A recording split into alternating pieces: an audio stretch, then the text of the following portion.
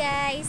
I-flex ko lang po yung munting ilog dito sa lugar namin. At huminto nga po kami dito para maglinis ng motor.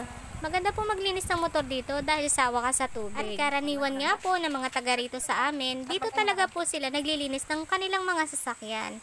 Mapamotor man yan, tricycle o jeep. Dahil nga po nasa tabing kalsada lang ang ilog na ito, kaya po hindi sila mahihirapan sa paglilinis ng kanilang mga sasakyan. At eto nga po yun, bago kami maglinis ng motor, ay papasilip ko muna sa inyo ang magandang agos ng tubig dito sa ilog.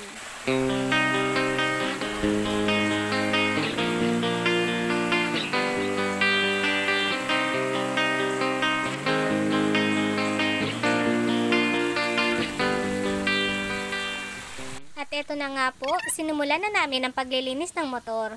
Bali, ligong uwak lang po ang ginawa naming paglilinis sa motor na yan. Dahil wala naman po talaga kaming dalang pangkuskus. Kaya ang nangyari, wisik-wisik lang ng tubig ang aming paglilinis.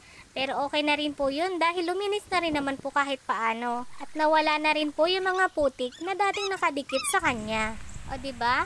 Nang dahil po sa magandang agos ng tubig, ay di napakadali lang pong maglinis ng motor.